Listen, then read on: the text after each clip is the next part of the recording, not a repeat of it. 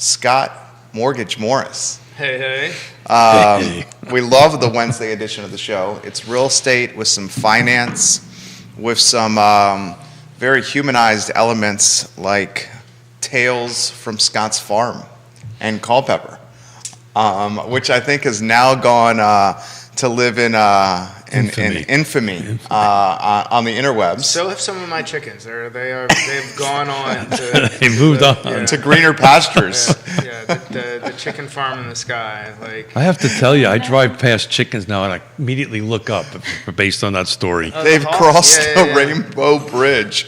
When we start the program, you will see the dynamic Ivy Haynes in the house, who just had a killer month, and I'll let her explain just how amazing her month has been in the business. We will humanize, localize, and personalize Ivy Haynes today as well on the program, a talented realtor of Real Estate 3.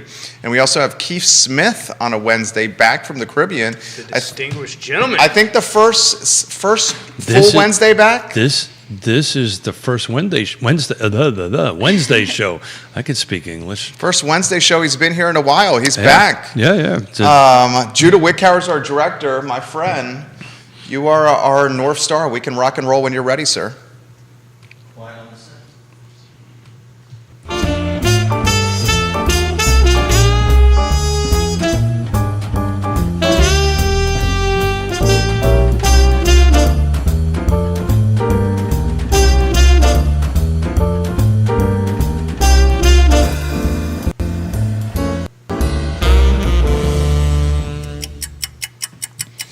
Guys, good Wednesday morning. My name is Jerry Miller, and welcome to Real Talk here on the I Love Seaville Network. Thank you kindly for joining us. We are live in Charlottesville, the Commonwealth, the country, and the world on the I Love Seaville Network, comprised of every social media platform known to mankind. Dynamic element of this show is you, the viewer and listener, can help shape the conversation with your perspective in the comments section on any social platform possible. So join us, share the show, offer some thoughts and guidance, and help shape the conversation. Judah Wickhauer is our director. The Wednesday edition of this program is presented by Ross Mortgage, a brand, a business, a team you can count on. Ross Mortgage and their leader, Scott Mortgage Morris. Happy Wednesday, everybody. Excited to be here. A lot of stuff going on, some interesting things we can talk about. Just hope everybody's having an awesome day. It's great to have you. Keith Smith in the house as well. Yeah, I'm excited to talk about this new program, but Jerry, we have a rock star with us, so why don't we introduce our rock star? Ivy Haynes in the house. Real Estate 3's Ivy Haynes. She had a month to talk about, and we will get to that in a matter of moments. But before we do, Ivy, please introduce yourself to everybody that's watching the program. All right, well, thank you for having me. My name's Ivy Haynes, and I am a Charlottesville native. I just got into real estate last year, so it's been a year next month. Nice. Before then, I was in the wine industry locally, so love wine tasting, love all that Charlottesville has to offer with the restaurants and wineries. I'm happy to be here. She is someone who absolutely loves Charlottesville and Central Virginia. Scott, just a fantastic member for today's panel. Yeah, absolutely. So outside of just being super dialed into kind of what's going on in the community, what do you like most about the business in general? Well, I love the people, of course. So, I love working with my clients. First-time homebuyers are awesome to work with, but so is everyone else, of course. And then an important part to me, and my favorite part maybe, is working with other agents because of the communication you have with them and making good relationships with them, and it makes it way more fun and easy to work with when everyone is getting along and gets to know each other. We're in a relationship business. Mm-hmm. That's awesome. How do you like finding new clients, and what's been your most successful path in bringing people into your world? Well, my mother was a real estate agent for over 20 years, Gracie Haynes, and so she's watching right now. Shout out, Gracie Armstrong Haynes. I see you, Gracie. Of course she is. She's my number one fan. So she has I been. hope so. Yeah, I know. Hopefully, she has been invaluable with her contacts. and she's been promoting me since I started. But also just, I'm from here. People move back. Everyone comes back to Charlottesville. So I'm been very thankful to have a lot of Facebook friends that reach out to me and that just know me as a person. Hopefully they want to work with me as a realtor too. Your social media game is on point. Thanks. No, seriously, someone who's in the social media game to pay the bills, I give you props on the content you create, and you understand the concept of championing and spotlighting other people and other brands and other businesses. And it's driven significant engagement across your social platforms. I want to applaud you with that and ask you kind of the inspiration of why you love, because I know why I like to, but I love to learn from other folks, why you love highlighting the area so much. Because it's the best place to live. Well Obviously. said. I know my little slogan is born here, raised here, live here. And so it is the best place to live. We have amazing restaurants. My dad and I like to go out to eat.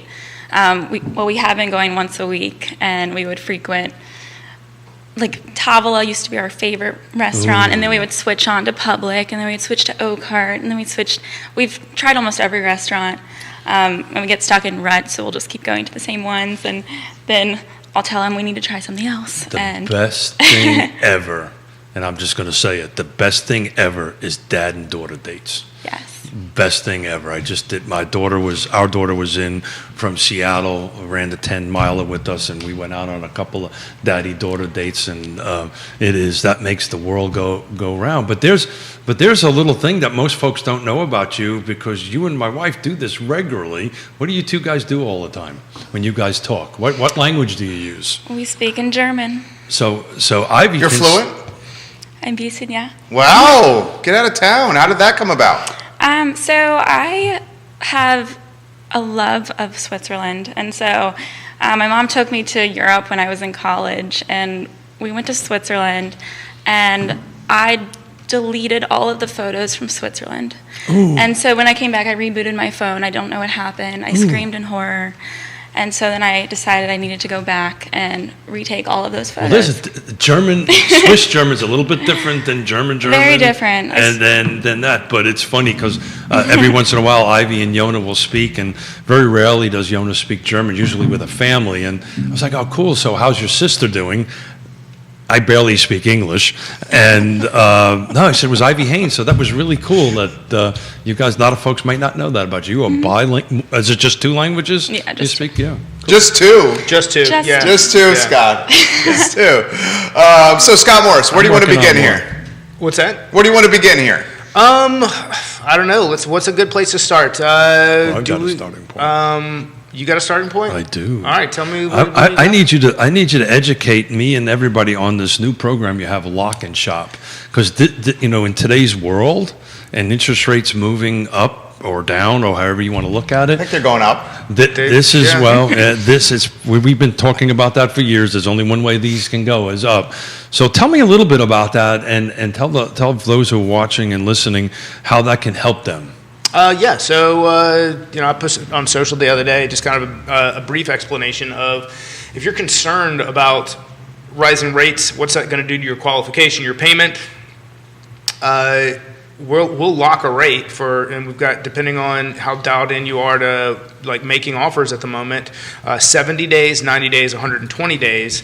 At 120 days, we actually offer a float down option in the last 2 weeks, meaning if rates were to improve instead of continue to worsen in that last 14-day period, we could float down 100 basis points. That's only over 120 days. So up to 120 days, and in the last 14, we'll float down. Got it. 70 and 90, we're committed to whatever we lock in at. But you know that your payment isn't going to change based on what the market does. So, we've seen in the last 90 days, we've seen the market move full 2 percentage points. So where we were at 2.875. I actually had some people locked. Now we're at 4.875, and for some cases in the fives, depending on your situation. So Ivy and I have clients potentially. Is this going to cost us anything? There's no cost to the borrower for the lock. So what do you think, Ivy? Is that a good tool for your Yeah. buyer's client? And what do you think about that? I mean, I think that's great that you can lock it in, because that's the scary part is that you don't know when your offer is going to be accepted. Well, and we're searching, right? We're showing homes that have 40 showings over a weekend, and I don't know how many offers that you have put in that got turned down, and that what your ratio is on that, but I'm sure that there's quite a few, right? Of rejections before you actually get it. So this could potentially take, which is what excited me about why I wanted to kick the show off with this. This excites me because when we work with clients, Ivy, we're like trying to reduce their concerns one item at a particular time. So if we can say, use Scott, and we have your rate locked in for 120 days, that whole concern about interest rates going up is taken off the table. You also have the benefit of it going down. Yeah, before we get into the weeds, why don't we just talk about the business? I mean, how's your business going? Are you humming? It's going well. Yeah? Yeah. Talk to us, put in perspective how it's been 2022. Well, so far it's been really good. I had 4 closings this month, which is way beyond my goal for my first year. That's legit. Yeah, that's awesome. In a tight inventory market? Mm-hmm. I mean, talk to us about the pulse on the street. I mean, what are your buyers? What are your? I mean, I don't know if you're working with any sellers here. What are the people saying about inventory being so tight, about interest rates, about where things are headed? Just relay some anecdotal that you're experiencing working with folks in the Central Virginia market.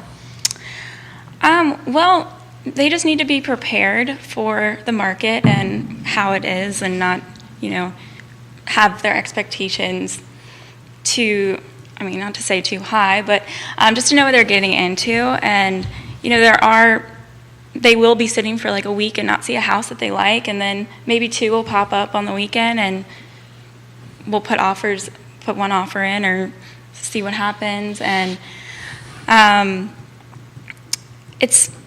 there is a lot of frustration, of course, with these first-time home buyers, because you don't want to have the buyer's remorse and get something that you didn't want just because it was available, What's a collaborative part of helping people set expectations? Like, so for me personally, if you send me a lead, and I educate them in the beginning to, look, hey guys, it's really competitive. If Ivy's letting you know that you need to go over ask for a property, it's not because she's looking to make $200 more in her commission, it's because she wants to put you in the best position to win. And then on top of that, explaining, hey, you most likely will be up against multiple offers, and hearing that from all the partners that they have in the transaction helps really set them up for the best expectations, because that's a lot of what we do is expectation management and making sure people are educated in the process. Is there any part of that when working with somebody that you really like to, that you would help guide your other partners in saying, hey, look, this is this person's biggest concern, and to help everybody deal with it?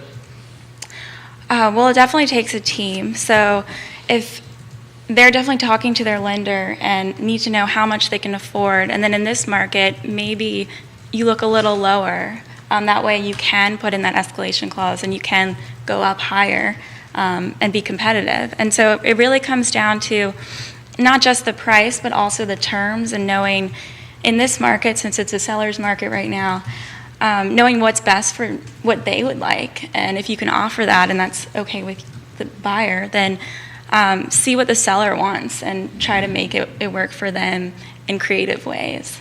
Yeah, no, 100%. That's something that I think that we try to do as a team with whomever the agent partner is, to say, hey, look, this is the most that they're pre-approved for. This is what I'm going to send the pre-approval at. That way we've got some room for you guys to shop, and if they need to go over, we know that we can get that closed. Right.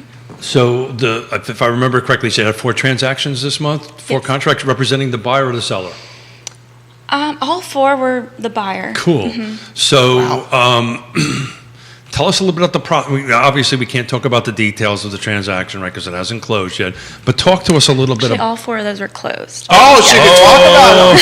Dude, high five. All 4 closed, commissions in hand. Oh, Yes. and Oh my recorded. gosh. And recorded, right? Yes. Good job. She's Alrighty. drinks and Tavla on Ivy. Four close deals over So here. have to my say- notes just changed. Very well done, Ivy Haynes. You can't So- forget taxes. Okay, My mom's that's- going to laugh at me from that. Don't forget about Uncle Sam. Don't forget. So tell me about the buyer profiles. Tell me who they were. Not actual individuals, but were they? Because we're looking at a report that just came out. 43% of all the sales last year were millennials. What was the age group? What was the buyer profile on those 4 buyers? So we had 2 sets of millennials, so 2 first-time home buyers in different price ranges. Both of them we put multiple offers in, and we may have been working, I think I did work with them for at least 4 months. Prior so to? Wow. It was exciting. It was 1 week of, I think I had 3 under contract in 1 week. Wow. But it was a long process. So, I mean, it's not, I don't know. So We what- worked hard, is what I'm saying. So great. So what were Yeah. some of the roadblocks? And I think that's what Scott was trying to get to. What was some of the roadblocks on that from a buyer's representative? And so did I hear this right? They were all millennials or 4 buyers? 2 of the couples were Two millennials. were millennials, yeah. and the other were a little bit older. One was a retired couple, and then the other one, they are renovators. So it was a rehab project. A flip project. So how about this question for you guys? How many agents in this market where inventory is ridiculously tight have closed 4 deals in a 21-day period? Yeah. But when were those deals written? January, About- February? January, Yeah, late end of January. January, early so February, So yeah. they are 2022 contracts. They were all about 30 to 45 days. Wow, good for you. I mean, how many have done 4 representing buyers in this inventory tight market? That's the reason I want to How bring many it do up. you think have? That's the reason I want to bring it up because I don't think many. that's a hard thing to accomplish, and that's what I'm trying to pull and trying to have this conversation about is what was the secret sauce that got those 4 contracts ratified on that end of it, and then maybe how many offers did you put in for each one? But because people think that this can't happen, and you're an example that it can happen. You can win, Yeah. but how How are you winning? Yeah, There definitely. you go. There you go. That's the question. Don't I'm give trying up. to ask. I think that's the best advice is don't give up. Keep looking. I mean, everyone says you have to tell yourself it's not meant to be, and just, keep looking and it'll come up. And so I think the 2 millennial couples, we had put in at least 4 offers. Okay. I think more than that for one of them. We were looking since July. Wow. So Yeah. it was frustrating. We came very close, and you get those calls that say you're number 2. That's really hard to handle, Sure. or do you want to be a backup? And then for the renovators, that one I kind of had to keep calling, and the other agent would come and get in contact with me and say, like, can we make it work? Can we make it work? And that was more of a longer process, not so straightforward. And the other one was land. Okay. So So it's that going to one be a was build to be? interesting. Yeah, they're going to build in the future. But that one was all over the place. Like, it How was was walking the land? Oh, goodness. Yeah.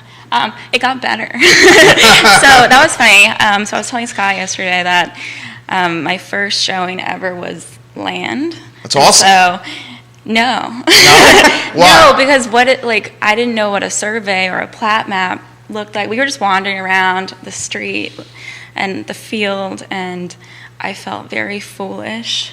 They don't train you for that in real estate class, so. Well, I'm going to throw out there, I'm teaching a class about land, new construction and land purchase, so you'll get an invitation. I'll be there. You'll get an invitation. To I've that. gotten better at it for sure. Well, I'm sure you did outstanding, and you have mom helping you. Oh, yeah. So you're not really doing it on your own. You have an awesome, Oh, yes. awesome. But of the millennials, to stay focused on the millennials, Mm-hmm. what did they buy? Were they detached? Were they attached? And where? General areas. They were both detached. Uh-huh. So one was up in Barboursville, and the other one was in Charlottesville. Okay. We've been talking Barboursville a lot, Scott Morris. Yeah, absolutely. Go ahead. Yeah, so it's one of the areas, Barboursville, Green, that where we still see some more affordability compared to, the closer you get to Charlottesville, Albemarle, with just more expensive price points.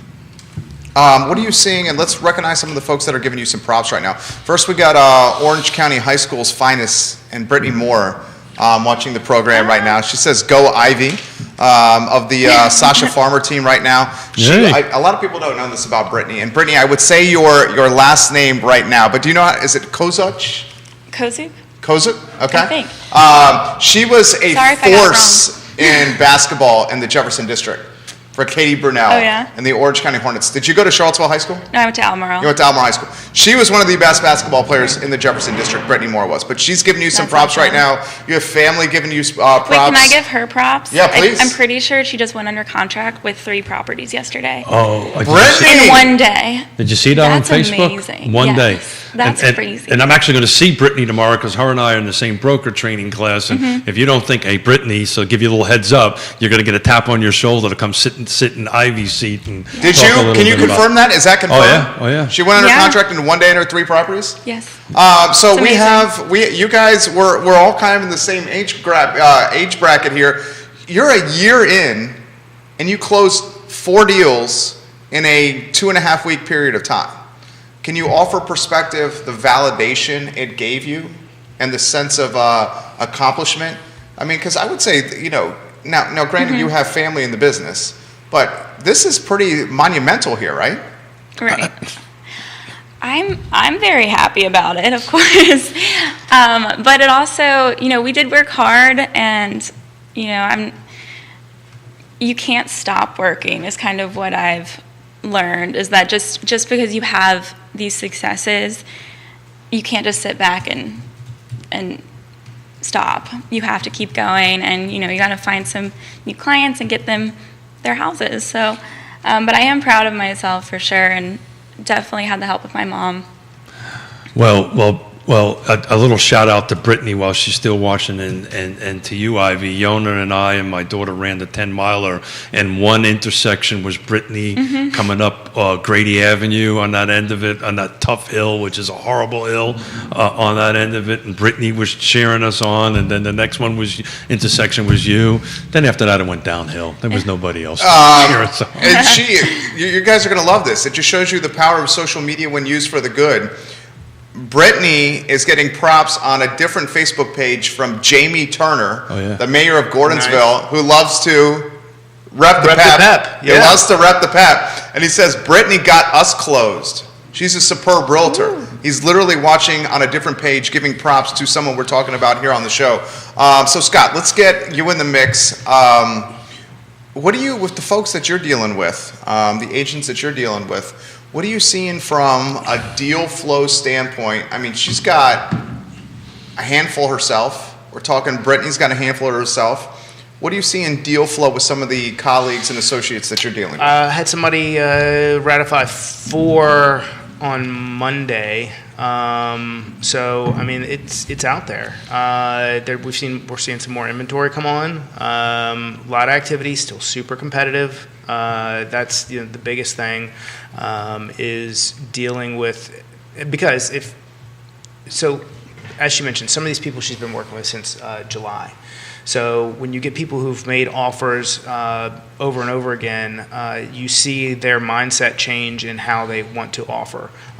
Even in the best of circumstances, we all like to say sometimes it just takes losing something to see how the process is going to work, and that's even more so now than ever, because at the end of the day, especially if they've got parents or some other third-party negotiator working with them, telling them, you need to get a deal. Right now, what constitutes a deal is different than maybe what constituted a deal 2 years ago. And then also their expectations about what they can or want to do with the property. Is it, are they looking for something that's been on market for a month because it's got some serious deficiencies and they're willing to go in and do a rehab loan and, be some time before they can actually get into the property?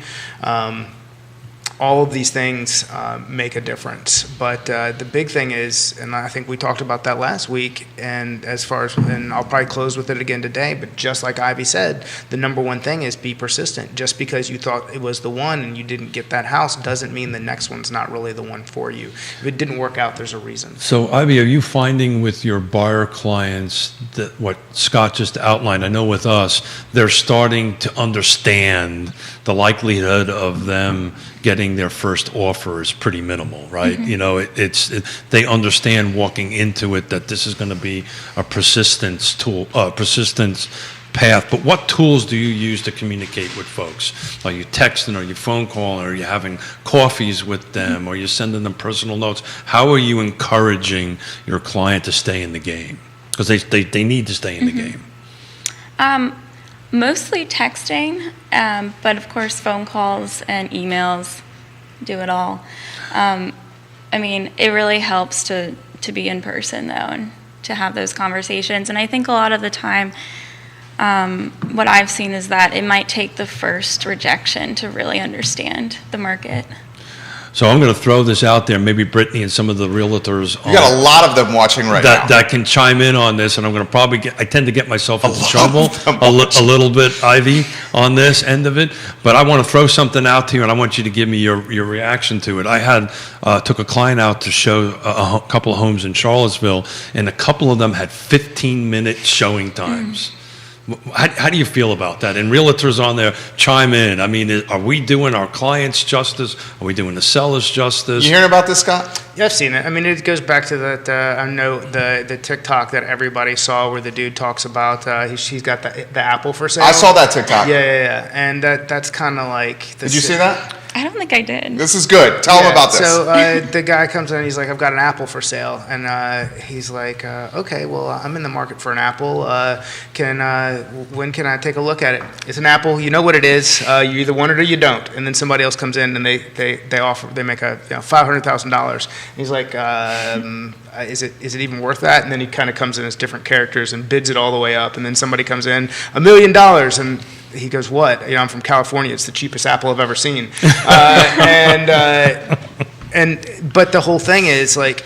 But is that healthy? No, it's not healthy. It goes back to, I had a whole conversation, supply and demand conversation with a builder this morning, like on talking about, we were talking about price points, and it came down. I was like, look, dude, there's just, when you've got all these people who have come to an age, a demographic that needs to buy a home for whatever reason. They're having babies, they're getting married, they're making this first life decision, and there's absolutely no supply. That's where we are. It's creating these less than ideal entry points for a lot of people. So is that pendulum ever going to swing? Yes. Well, and the thing that he brought up, and then Ivy, we'll get you in the mix, is you brought this up a couple weeks ago. What is this going to do to the millennials that are going through it now? Yeah. When they have to go and sell their house that they just bought? How is that going to change their mindset? I mean, they're essentially going through, were we talking about this with Valerie? Yeah. They're essentially going through pledging a fraternity or sorority when they're getting hazed, this process. How is this hazing that they're going through buying these houses going to impact their mindset when it's their time to sell the house that they just bought in this ridiculously competitive market? So how are they going to treat their buyers? That's what I'm saying. Yeah. And that's what Could this create be the That's norm? what professionals come. That's where everybody who does this for a living who can then go say, hey, look, things are a little bit different now. You still there's a lot of appreciation here, but where you were told that closing costs wasn't on the table. Now it's something that you might want to give to move on from this to the next step and take the equity that you've accrued in the home and go get something else. And maybe that makes it better for you on the buy side of the next transaction. So that's a job for us to, just like now, to educate your clients and so that they're getting the best transaction possible. Given what you do to educate them. Well, that's what Ivy joined us with a conference last weekend. I've been doing this for 3.5 decades, and I know without a doubt this will change.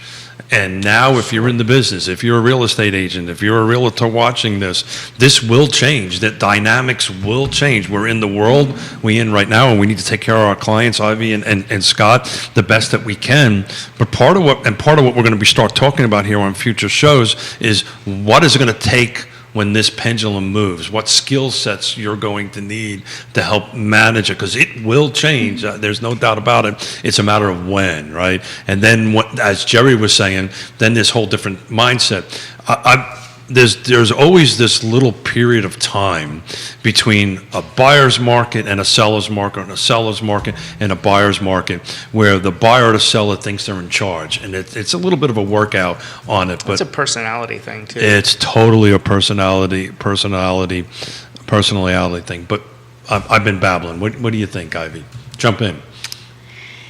Well, yeah. I mean, I've been in real estate since April, so I kind of entered in this extreme seller's market, but also awesome buyer's market if you can get a house, because interest rates were so low. So I look forward to seeing it switch. I think it'll be interesting, but it is hard to see that it will. But in talking to my mom with her experience, she's seen it flop so many times, and it's just overnight it's suddenly different. And so it's not going to be a crash; it's going to be different, right? Mm-hmm. And we need to have the skill sets to see that coming and be prepared for it to take care of our clients, because at the moment we're dealing with 15-minute showings, which just blows my mind. Right. What do you make of that? What do you make of 15-minute showings? That's not enough time. Yeah, it's insane. Obviously it's what the seller. Actually, I've got a Sasha Tripp coming in 2 Fridays from now. On that, we're going to be talking a little bit about this end of it. But yeah, it's insane. I don't know how we can do either the buyer or the seller justice with that. In our office, we do minimum 30 minutes, preferably 45-minute showings. So here's the perspective from an agent about 15-minute showings, and then I'm going to get out of your guys' way here. My favorite is overlapping showings. She doesn't mind. It's Amy Lynn, the 15-minute showings. It's always nice to show a house and have 3 other agents in the house and their clients as well. I will take 15-minute showings any day of the week. 15-minute showings any day of the week, she says. Yeah, well, and I respect that, and she's a pro, without a doubt. But then you get into this weird place of clients meeting each other, and what's said and what's not said, and we have our fiduciary responsibility to our clients, and ethics kind of kicks in a little bit. The way I've done that in that showing is I met with the agent that was coming behind me, and I said, look, we're going to be on the first floor, you go to the second floor, and we've kind of worked our way around it, which kept our clients not connecting, because it can get a little weird. I've been doing this long enough that when you get 2 set of buyers in a room, some very weird things that shouldn't be happening sometimes happens. This is an interesting comment that's come in. This is from a mom that helped a daughter buy a condo. And Scott, why don't you take the first lead on this one? She asked that I did not use her name, but she offered very detailed experience of what happened. She says, I don't want my name used, but I helped my daughter buy a condo in Northern Virginia in October. We found a decent realtor. I watched the listings hourly. My daughter lost her first offer. She came in with a full offer of $435,000 on the second place as quickly as she could after viewing the condo. Limited inspection, at least $100,000 down, with full loan approval, up to $600,000. They bid, the seller agreed. She has already spoken to another realtor who contacted her daughter after closing, and she has been told she could put the condo she just bought back on the market for $50,000 more than she just purchased the condo for. The mom continues and says, I think being approved for $600,000 helped. The inspection was done 4 days after the offer, and she closed in a little less than 30 days.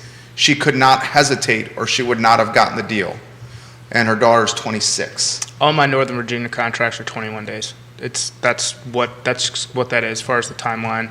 Now, as far as her being contacted from a realtor about putting it on the market for $50,000 more, I don't know. Like, there's so much. Their post-closing aggressive, depending on where you are, of all sorts of things, whether it be mortgage companies going, let's refinance you, or another agent saying, I can now sell it for more. A grain of salt. Like, what are you? Let's say she sells it. Where's she going to go from there? Like, and how much? And someone saying they can do something and someone executing are two entirely different things. Amen, brother. Amen. That's show me the money. Yeah. Show me the proof that you can do this. I will tell you, Jerry, when you read that, what went up my spine? A chill. Yeah. You know why?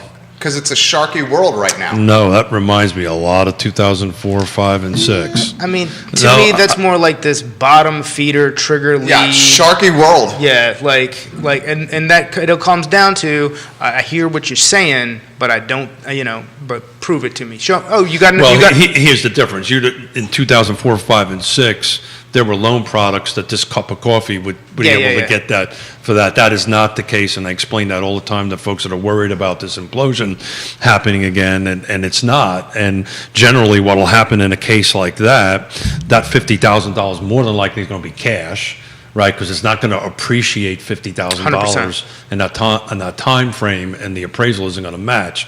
So if there is an implosion, all they're doing is losing cash, right? Right, but to that point, it's like if she had the buyer that was going to make the $50,000 over offer. Why didn't they buy 30 days ago? Yeah, Bing, bing. a month ago. Yeah, exactly. Yeah, why didn't they buy it a month ago? Yeah, but they may not have been in the market a couple days ago. Look, Ivy. The people who are doing that, who are making those offers, are these are in those markets are the same people that I have been driving up first time or taking primary residence off the table because it's big investment firms who are going and pulling that money and purchasing those homes. So this is the only Wall way. Street. There's no way. So that money either existed or it didn't exist. So the agent either has had the buyer at the time and didn't execute, or they don't really. It's not real. She follows, and Ivy, you get in the mix here. Anything you want to go? Any you want to add on this conversation? 2 parts. I'm going to add what the mom just followed. 3 condos sold in this exact building for over $500,000 in the last 3 weeks. She got hers for $450. Is it $450 you got it for? Just confirm that. But 3 in the last 3 weeks have sold for over $500. So it just shows you how competitive the market is. I mentioned to him off air, we got over the weekend a cold call, knock on the door. The folks in our neighborhood understand that I do this talk show, and that I also like to make deals. Cold called, knock on the door, cash offer on our house. That is hand in the air, Boy Scouts honor, cold call, knock on the door, cash offer on our house. What are you doing here? What is happening here? You didn't accept it? Oh, my wife is in love with our house here. I would have accepted it in a heartbeat. Where would you go? That's the question. I mean, so jump in here. Speak to the competitive nature of the market and how homes are appreciating. $435 she got the condo for. The mom just said, right, $435. That was the other one's 2 beds. Sounds like she got a great deal. But where does she go what's the incentive to turn around and sell it at that point? So let's talk about that. What's the tools, Ivy, that we have available to us to help Jerry, right? Jerry accepted this offer. Jerry wants to move. What's the tools that we have in our toolbox to help Jerry do this? Right? And you have any tools in your toolbox to do that? To help with... So Jerry just accepted this offer, right? Now he needs to go find another house. What's the tools that we can help him with as agents to help Jerry stay in his house? Please don't say complimentary. What was the term? Complimentary seller possession. I've been actually meaning to talk about that since that came up. So at some point I'm going to dig into it. Jason Kirby, have you heard complimentary seller possession? No, just lease back. Yeah, well now it's such a. I'm going to get it. This is so freaking crazy. This still blows my mind, dude. People are selling their homes and staying in their homes for 60 days, getting the money from their buyers, staying in their homes for an additional 60 days after getting the bag of money from their buyers, and not kicking their buyers any money. So Complimentary seller I've possession. been meaning to jump into this for weeks. Why can they do that, Scott? You know exactly why they can do that. What happens when I sign a loan? How much time do I get before my first mortgage payment comes in? They've got 2 months, but typically 45 days, depending on So that's important. So it's really not costing the buyer. Yes, it is. No, it's Where's the not. buyer going to live?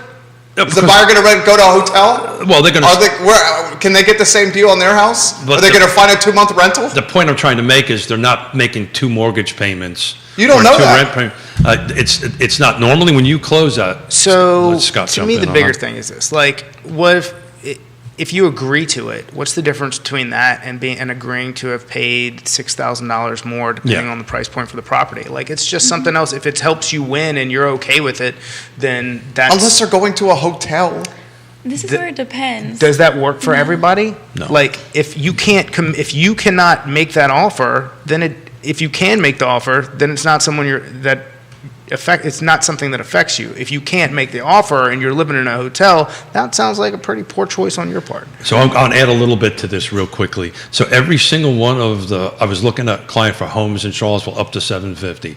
And it was a half a dozen of them. Every one of them in the listing, in the agent's notes said that basically they're only going to accept offers allowing the seller to stay in the home for 3, 6, one of them was 120 days.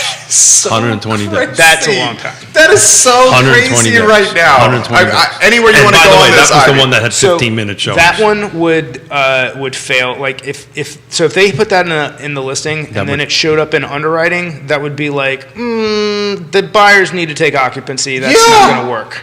But tell them people why, because that's important. Most folks do not know why. Because they got to make a mortgage payment. Yeah, because they. Well, but it's also most mortgages don't allow, right? They have to take occupancy of the house. That's exactly Those are right. government. Those that's what comes along. So when you sign all your Because documents, that would then not be a primary, right? Correct. That's not a No. primary residence Correct. in that case. Yeah. Ivy, you jump in here. Anything you want to cover on? Are you hearing complimentary seller possession? Are you hearing lease back? I mean, anything you want to go on this topic? Yes, and I've put it in offers. I've put it in my own offer, actually. For you personally? Yes.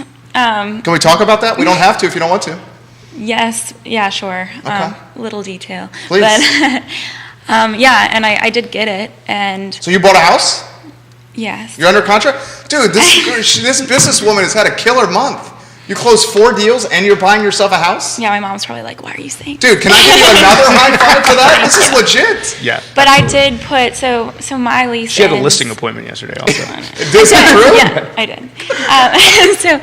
So for me, my lease is ending mid-June, and it worked out that, we'd close at the end of next month, and they want to be out in the end of May, and so, sure. are you charging Stay. them? Just utilities, Good for you. yeah. So I mean, you're I don't making mind because basically. I don't have to make the payment yet. And Well, then- that's the point I was Yeah, Well, trying and to you exactly. knew you had to do that, didn't you? Mm-hmm. You knew you had to do that. I did, yeah, and it's in there if you actually read the loan documents. Well, that's the point You I'm trying actually to read. That's what I'm saying. That's the point I'm trying Yeah. to make, is generally your first monthly payment is not due for between 30 to 60 days after you sign it, so you're not paying 2 payments for too much. You're just Right. having them pay your utilities. And I think, if you can do that, and it worked out absolutely perfectly for me, those terms are really helpful. And, you might not be the highest in offer, but if you can make it easier for the seller and it's still easy for you as the buyer, then, yeah. So, Scott, Do it. when is the length of time before they must take possession? Typically, it's 60 days. 60 days. That is bananas here. So, you want to add something to this before we get to comments? I think we kind of covered this pretty well. What else we got? So this one's come in from King of Waynesboro, Kevin Yancey, who says, how many of the deals have you done that had either no appraisal or no inspection? For you? Yeah. Yes, I have waived inspections. I like to suggest pass-fail because I don't actually suggest waiving it. And you do have to mention that because you cannot be liable for that. So a quick turnaround, I've done 3-day pass-fail inspections, and I had someone lined up for that before we even put the offer in. So that has been critical for me. So one of the tools that we're using, that's the reason why this 15 minutes is kind of not working for us, is what we would do is if a home that a client likes, they go through the digital curbside. They said, this is it. This is the one I want to chase. We'll bring a home inspector with us as we're doing it and as we're seeing the Percentage. How many homes are available in Charlottesville proper right now? Oh, God, I had those numbers yesterday. Active, oh, God. I know, Is I that- should. I think it is was that what you posted on social yesterday? I did, actually. Thank you for checking that out. But that's the whole car footprint. I did not break it down by Charlottesville. I apologize. Let's see if I can find that. It's pretty tight, you would say. Yeah. I can tell you, I pulled Lake Monticello's. Lake Monticello's is up to, hold on a second, got it right in front of me. So is it the graph with what's on the Yeah. market and what's coming off? Yeah, correct, yeah. You want me to read it off? Sure, please. 19 at Lake Monticello, by the way. So in the car footprint, new on the market 97, but 98 went pending. Correct. So that's a negative. It's pretty close. I mean, it's one digit off on it, right? If I remember the numbers Yeah. right, yeah. So, but that's thank you. That's the full car footprint. So that's Charlottesville, Albemarle, Nelson, Greene, Charlottesville, and Louisa. I think if I got them all right on that end of it. So, I mean, we can dig into it and take a look at it. We just don't have that data in front of me. But it's a handful, right? It's a handful, Yeah. and then it's a handful that are only a few days on the market, right? I mean, I'm just looking at Lake Monticello because I ran it this morning, which is encouraging. I mean, 2 weeks ago we were in single digits actives. Today we're at 19. So normal somewhere in the 60s and the 70s on that end of it. But in reality, there's 1, 2, 3, 4, 5, 6, 7, 8, 9, 10, 11, 12 of them that are under 30 days on the market. So all the rest are over 30 days on the market, which kind of means either it's overpriced, not the right location, not the right features, or not the right conditions on that end of How it. about this one from Grayson for Ivy? Can you tell us about the house you're under contract with? How'd you find it? How competitive was it? And what made you want to purchase this house? I'm not sure how much I'm supposed to say about this, but I'll keep you out of trouble. Keep it going. yeah, okay. So it's out in Afton, and there were only, I think, 3 houses available out in Afton this weekend. So I knew it would be competitive, and I was not in the housing market at all. I was thinking about maybe buying in a couple years, but I did see, with rent increasing, I think it's, even with these interest rates increasing, I still think it's better to buy and be paying off your own mortgage than to be paying rent to someone else's mortgage. No doubt. Yeah. Great time. Still low interest rates in the scheme of, overall, historically. Rents went up 12.5%. Yeah. I'm sitting here, got an email, thank you, Jerry, from Channel 29 to talk about rent increases after this show, so smart move. I did run what came active just today in the last 24. Did she finish? I apologize. Yeah. I apologize. Yeah. My hearing aids. I Yeah. apologize. No problem. But yeah, so this house that's the area I wanted to be in. I've always dreamt of being out in the mountains, to be like near the hiking and the vineyards, and it was the perfect size. So I just went for it. I put my best foot forward, using all that I have learned in this year for putting the best offers to make it the best offer possible. And it was a lot of planning. My mom and I we're going back and forth of like we were changing things for like the 2 days that we had to do that. Did you incentivize the deal by you're representing yourself, by waiving your 3% commission? Saving these sellers 3%? My company will not allow that, so no. So that's a little bit of a slippery slope. Yeah, So I don't- let's quantify that real quick so we don't get ourselves into too Yeah. much trouble. Right. So the listing price is a contract between the seller and the selling broker. Us as agents can't do that. Yeah. The seller can do it, but we can't do that. Yeah. So what were you jump in here, Keith? What did you want to say? I apologize. It's okay. I'm getting new hearing aids and I didn't quite hear you. So I just ran, just for the heck of it, thinking this would come up what came on the market in the last 24 hours in that footprint. So what came on the market in the last 24 hours was 22.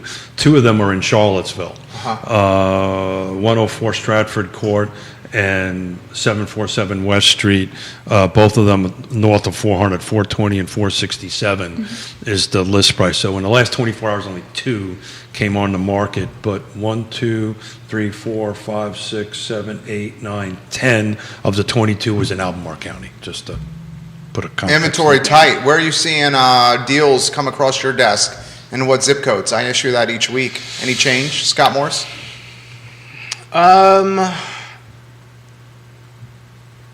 I've seen again more stuff in your more outskirts of your highly populated areas. I'm seeing, and I think I've got somebody who's about to list a yurt, which I'm super excited about. What? A yurt. Oh, cool. What's a yurt? It's like a round. Yeah, it's like a roundhouse. Glamping? Yeah, Okay. yeah. But this is something that Yeah. that sold originally 3 years ago for like $100,000, and it's there's actually comps out there. So Can you lend on that? yeah. Really? Yeah.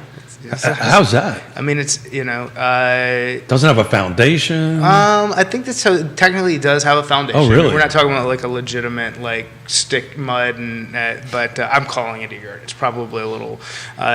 It's not quite unique. There's some, it's I think one bedroom is how we would Probably Is more there a a tiny bathroom? house than Yeah, it yeah. is than a Yeah, yurt. there's a There's a bathroom. bathroom. There's a bathroom. So a yurt is like a tent, just happens to be on a. It's a little more No, sturdy so than it's that. like it's got like it's walls. We'll call Well, it. I know we'll my call it the Seattle roundhouse. daughter We'll call it the loves them, roundhouse. and that's what she stays in all the time. All right. But so seeing stuff like that being, I mean, I think it'll sell for close to $200,000, so twice what it was purchased for 3 or 4 years ago. That's bananas. It is banana. Oh, A yeah. tent. So was I had a conversation with a friend of mine about they got a deal at Lake Monticello 5 years ago, 5 or 6 years ago at like $160,000, and he's like, "What do you think it's worth?" I said, 295, 310, somewhere in there. And he's like, "What?" And like just blown away. I was like, "That's fine, dude. If you just go take a look, call me back." And next day he's like, "All right, wow, that is pretty accurate, it looks like." I was like, "Yeah, that is pretty accurate." So, Wow. How about this one for Ivy that's come in from Kelsey, who routinely watches the show? So with the 4 deals she's closed and the house that's under contract or about to be under contract with the listing that she mentioned and her personal residence, can she put in perspective total cash flow that she's done in the last 3 weeks? That's a great Is question. that personal? I don't. On all your deals. Total cash. I don't. Not that Volume. you made. Volume. That's what Kelsey means. Okay. Is volume. Thank yeah. you. Okay. Good, I girl, think good girl. I know. by the way. Good girl. So sorry. I would say that is over 1.5 million. Very nice. Good for you. Yeah. Yeah, with So that's gross sales. This is what your gross sales are. Total volume. Total volume Yeah. on that is 1.1, almost 2 million, about right? 1.5. Yeah. Oh, good for you. Congratulations. That is awesome. Yeah. That is awesome in year one. And look, this is only the first quarter. yeah. I know. And the spring season is kicking in pretty hard, right? It's been a little bit of a struggle the beginning of this year between weather and Right. inventory, but as you're starting to look at it, and as I mentioned earlier, a couple of weeks ago, Lake Monticello was in a handful of homes on the market. Now we're at 20, so that's a good Yeah, step that's great. forward. Do we expect, and Scott, you jump in here, Ivy, you jump in, Keith, you jump in, do we expect inventory to free up? I'm seeing that on multiple pages right now, people asking. I think we see more going, I think we kind of see very much like what we've been through for the past 90 days going forward, which means ebbs and flows. We get pockets of listings that come on. I think we really get into the fall before we see things start to normalize a little bit as far as what we'll call par or better as far as listings coming on without pendings exceeding that. What do you think, Ivy? Good answer. Yeah, I agree, and I think people want to take advantage of this market while it's still hot. So hopefully we'll see more listings come Yeah, on. just like talking to the friend of mine at the lake, like, and then where do I go from here? Like, I'm not getting another, swipe at $160,000. It's going to double in 5 years, but but are you getting something that meets your needs better for where you want to be? So I'm going to ask a question of Scott. Haven't done this in a month. What's your mortgage applications looking like? Pretty steady. I mean, we've, if not increased, from we're finishing out the month. So yeah, we're even if you count the day difference, we're probably 10 or 15% higher than we were in February. So that's a better litmus of where the market is going than what we're seeing, because the way the market has changed, most folks are now, a year or 2 years ago, 4 years ago, people wouldn't be talking to Scott first to get pre-approved and all this kind of great stuff. They would start looking at houses, find the house that they like, and start working that backwards. Now, I know, Ivy, if you're going to take somebody out, the first question you're going to ask, are you qualified? Right? I mean, not in those exact words, but you're going to make sure the buyer is qualified and pre-approved, because that's going to put your client in the best. Have you talked to a lender? Do they have a letter for you? Correct. What's that conversation you're having like, Ivy? Well, I just ask them if they've met with a lender, because a lot of buyers don't know how much they can afford, how much house they can really afford with, how much they make, and they're new to this, or with interest rates, that changes some things. And yeah, I just give them some recommendations and have them look into that before we really get serious. Scott, anything you want to add? Ross Mortgage right there. Yeah, I don't know. I'm like halfway paying attention to see if this U.S. the 10-year, 2-year flip. But he's talking about an inverted yield curve right now. Yeah. So and what does that indicate? It indicates the R word. Historically. And in the lender world right now, what it indicates is there's a lot of nervousness that the Fed will put its thumb back on the scale before they think, from an investor side, like purchase of mortgages, that rates could actually fall going into next year. But what I think is not being considered is everybody thinks things happen faster than they do, and inflation is going to continue. And the Fed's going to have to make these increases through the end of this year, which means everything that people are projecting happening. 2023. Yeah.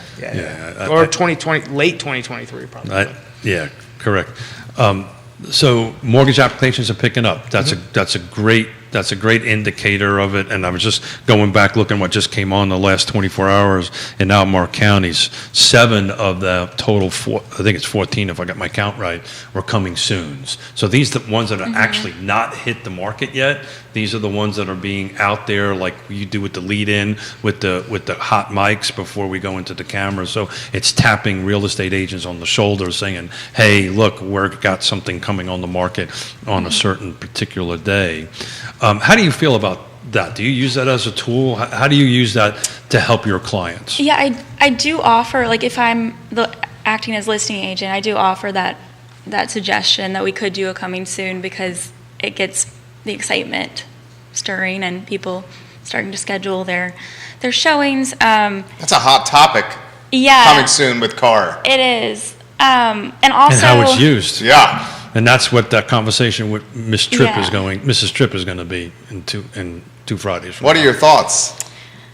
Well, I mean, I think it's 2 weeks you have. It's 14 days. Is it 14? Yeah, 14 days to be in the coming soon status.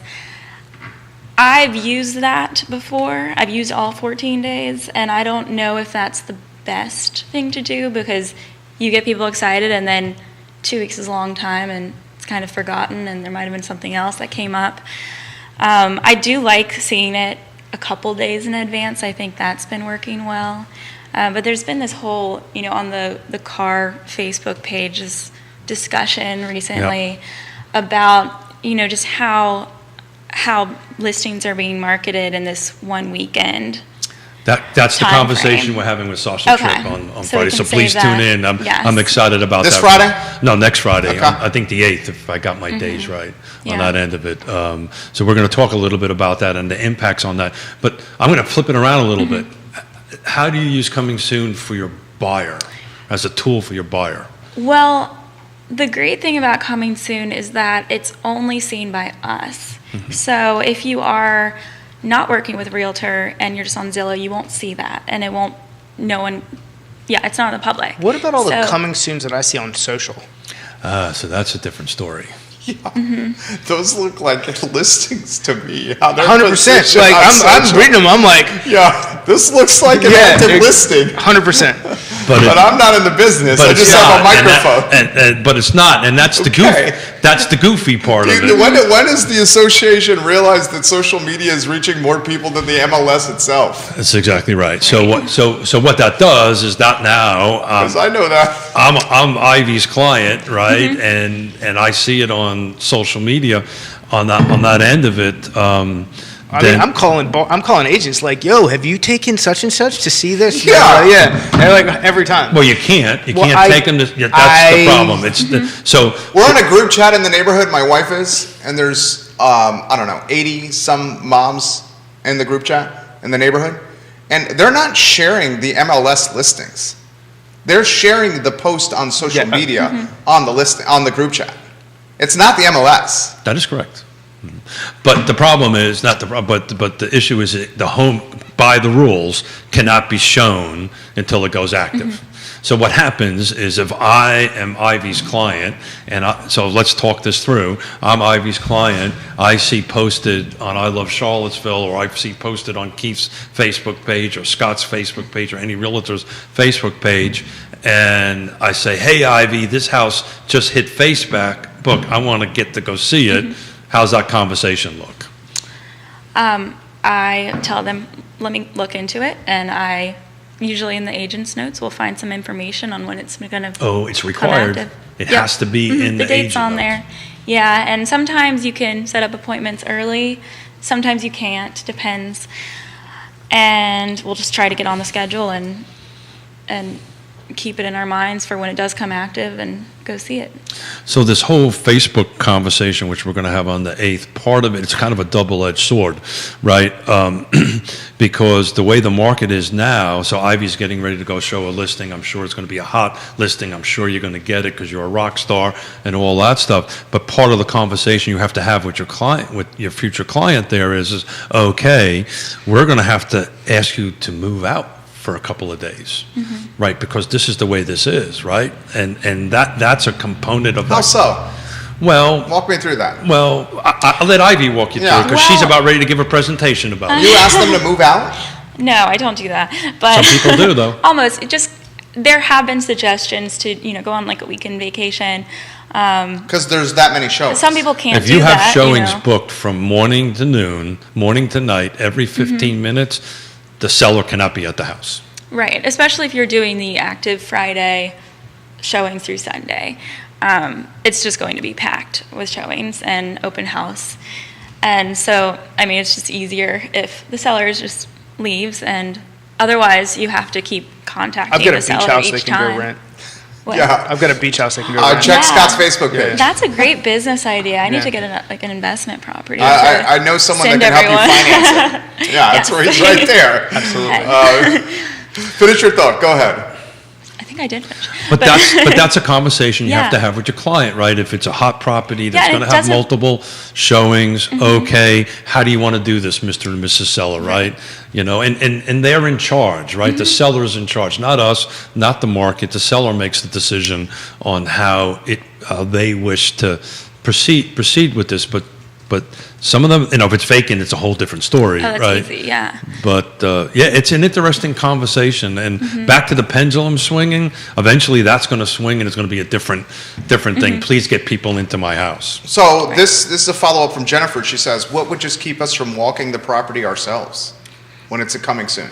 Well, you can't. Because people might live there. Yeah, you can't walk on somebody else's property. A follow up to her. They can drive by. Drive by is a good thing. So that's a tool that we use all the time to help whittle the list down. Do a drive by, right? You do your virtual showing, right? Yeah. Maybe drive-by is the wrong choice of words, Scott? No, that's good. I've actually been run off of someone's land before, so you can do it, but you should expect some repercussions. Yeah. Maybe not drive on the driveway. Yeah, but it's drive you, on the road. Scott. Yeah. She adds this: we're actually knocking on their doors and asking to see the properties ourselves when we see coming soon. That takes a little hustle and chutzpah there. Yeah. People don't generally like it when you show up. Yeah. Randomly. Yeah, I mean, I was That's in a what she said. showing and people just showed up, and since I was the only agent there, I had to make sure that they, didn't walk into the property, and because then I become responsible with these people here. So it just puts everyone in a So Sticky spot. difficult be situation. very careful where you Yeah. do that, because most HOAs have no solicitation rules, right? So, Lake Monticello, for instance, has one. So if somebody knocks on your They door, couldn't get in the gate. Seriously. Yeah. Is that a Lake Monticello confusing? Oh, yeah. I think that's what that was right there. getting in the gate isn't as difficult as one thinks. Well, you have to find the right gate. Yeah, totally. You- Finish your thought. Yeah, you go into the pro shop to have lunch. They have to let you in, right? I mean, it's open to the public, but it's just when you start knocking on doors, you have to be a little careful that you are Word of caution, Jennifer, is what you're saying. word of caution. That's Word of caution, you're saying to Jennifer. Your page is blowing up. Scotty Shuit, giving you props. Your boy Jason Taylor, Hey, Jason. Love you, brother. Joe Del Pupo, is that right? Stephen Gardner, Kathy Clark Gelbert. The Armstrong family is well represented here with Gracie and Yeah. Susan. It's my aunt. K-Shop Shaw, Tasha. watching the program right Tasha now. needs to buy that investment property. Oh, can we see you I'm just close? saying. Can we see you make a deal here? Come on, Kasha. An investment property. You're going to close the deal on the hook. So this question is for Scott. I'm sure you get this all the time here. Scott, will rates drop back once the Fed has inflation under control? So that's kind of what I'm referencing with this whole inverted 2-year, 10-year, and timelines.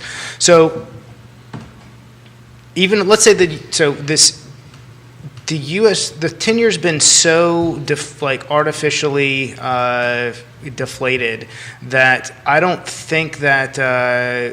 I think it should actually be higher than what it really is. So I think the signal for recession is probably premature. Now, let's say that it sticks. Let's say the 2-year gets to 3%. We get a 50 bip difference that lasts for a few months. I think that's dangerous.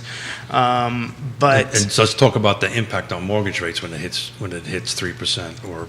So, if the U.S. 10-year gets to 3%, we'll be in a 6% market. But what the danger is right now is people don't think that this is going to hold, and it may not.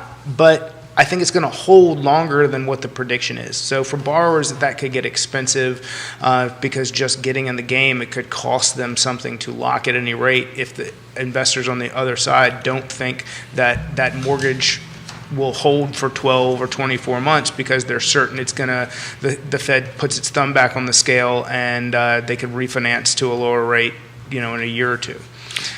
So that's why I wanted to start with the lock and shop program that you have. That is so important right now, so you can lock in a rate. And if I heard it right, if it goes down, your rate goes down. Is that correct? We choose 120 days. Within 120 days. You can float down in the last 14. So Ivy's just hired me, vice versa.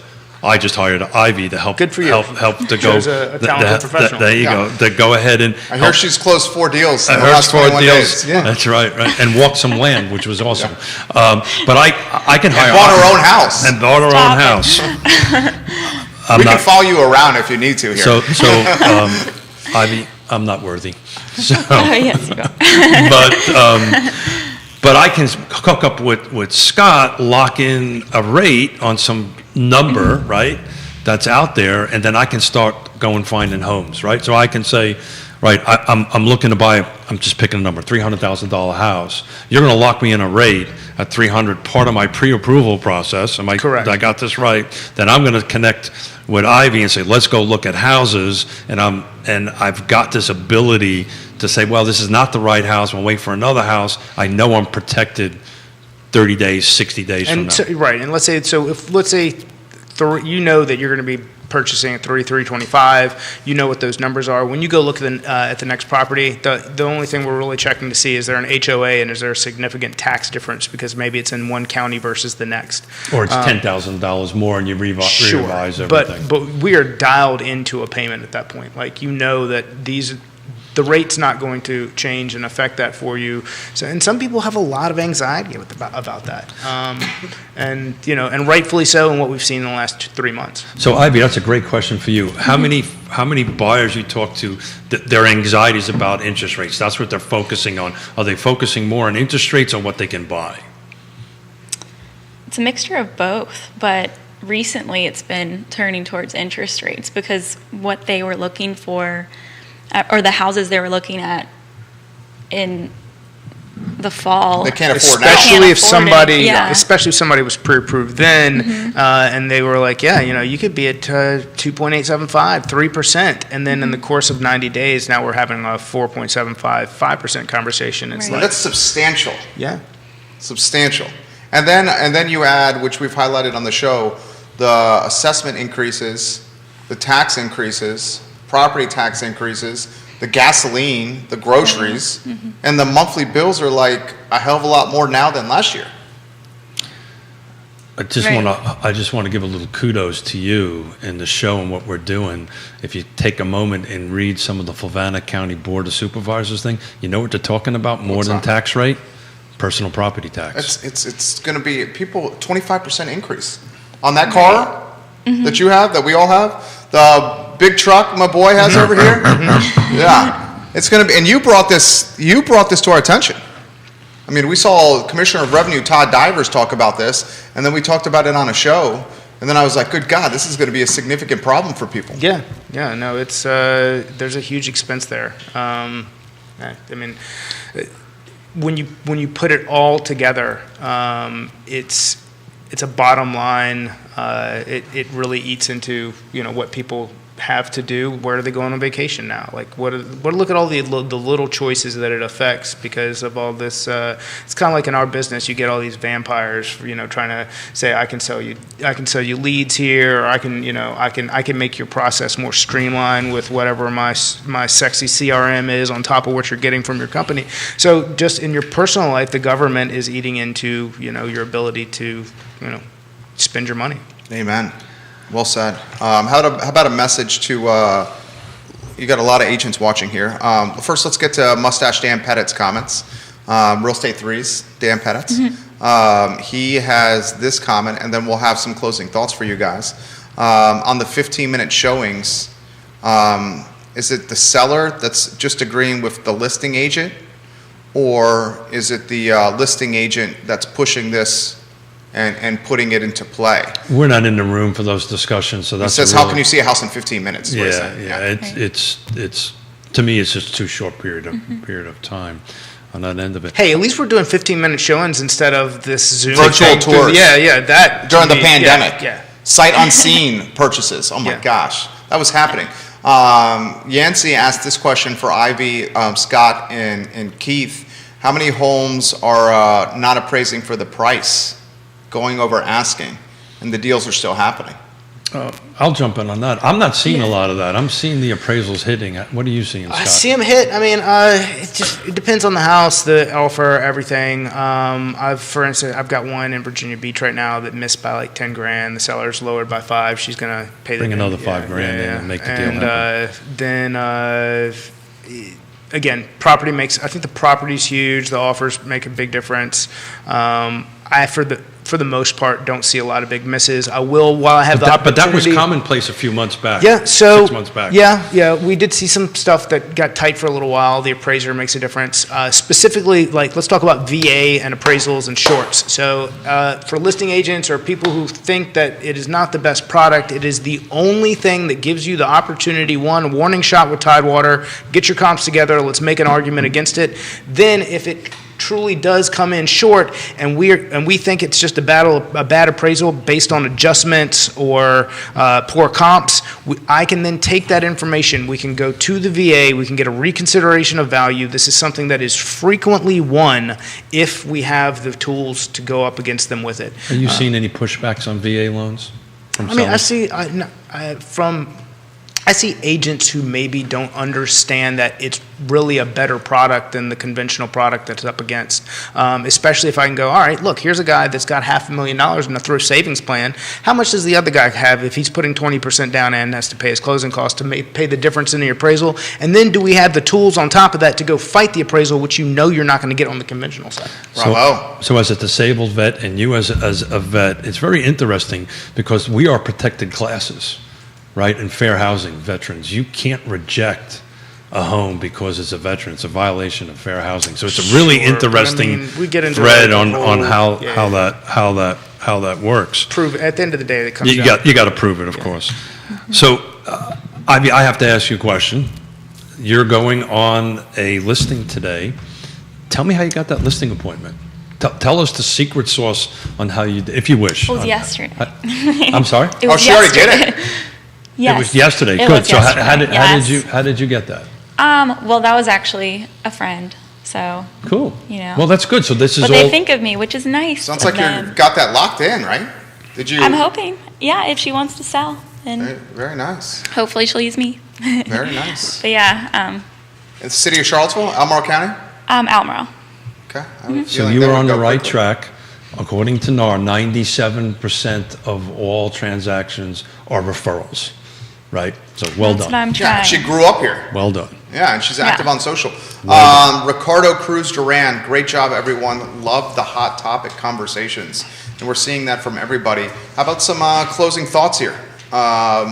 We'll start with Scott Mortgage Morris. on some, Ricardo, thanks for chiming in. Yeah. You did a great job when you were here with the Herpes. Saw that, loved it. Love to connect later on. I think this week is the same thing that I said last week, and Ivy talked about it. It's, what got your people across the finish line? It is don't give up. Go make good offers. Don't be disenchanted because you didn't get exactly what you wanted the first time you asked for it. Like, keep going. That, to me, is the number one thing in all of this, and that just doesn't have to do with real estate. If you've, whether, it's the gym and an injury, or what's going on in your personal life, just dude, there's more in front of this. Don't be dissuaded because things didn't work out the first time. Keith Smith. Success is 99% perseverance. So Grit, persevere. baby. Grit, persevere. The other thing for the agents out there, times are changing. To quote Bob Dylan, get some education, get prepared for the market that's going to be happening in 2023. Oh, also, one more thing. I'm going to throw it out there because I forgot last week. I'll be at Taste Shack for lunch after this because you've got amazing sandwiches. Justin Vanderlyn. Always mess up his last name, but Justin's got a fantastic restaurant, Taste Shack. Ivy, show is yours. Yes, don't give up. If you want a house, you can find one. It's a great time to sell, but also still a really great time to buy, and it's always better than renting. You killed it. Awesome. So Ivy, you were a little nervous in the beginning. We're an hour 15 into it. Did you think we were lasting that long? It went by fast. Did you have fun? So I did. please come back. You were great. Please Seriously. come back. Keith Smith, Scott Morris, Ivy Haynes. I'm Jerry. This is Judah Wickower, our director, and this is Real Talk on a Wednesday, presented by Ross Mortgage. Ross Mortgage, guys. Real Talk on a Wednesday. Reach out to Scott to help you navigate these tumultuous and interesting waters that we call the housing market in Central Virginia. Thank you kindly for joining us. The I Love Seville show is up in 57 minutes. Take care, guys. Oh, he will tell us.